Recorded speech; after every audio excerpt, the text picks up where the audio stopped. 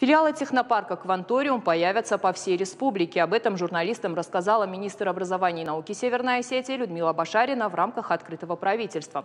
Такие меры, по мнению руководителя ведомства, помогут популяризировать занятия наукой с детского возраста. Кроме того, появится образовательный центр для занятий с одаренными детьми. Особое внимание уделят тем, кто проживает в отдаленных районах республики. Для них создадут кампусы, где дети смогут проживать и учиться одновременно.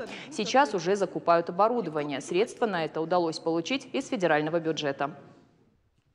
Кроме этого, опять-таки, в прошлом году мы выиграли субсидию в размере 163 миллионов рублей, еще при нашем софинансировании, для того, чтобы мы создали новые места для дополнительного образования.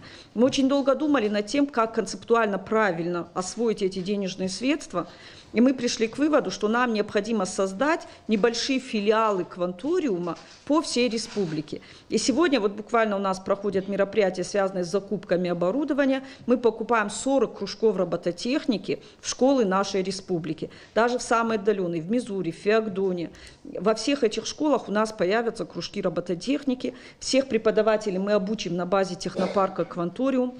Они будут завязаны сетью на технопарке «Кванториум».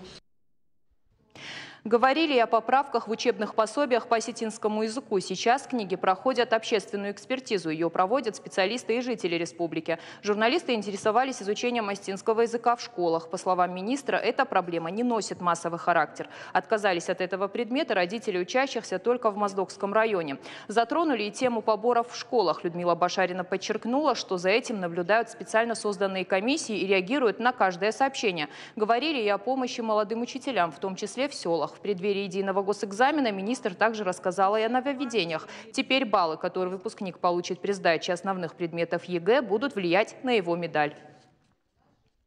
Ранее, в прошлом году, мы очень часто сталкивались с таким явлением, что ребенок получал медаль, но в то же время результаты его единого государственного экзамена были далеки, скажем так, от совершенства.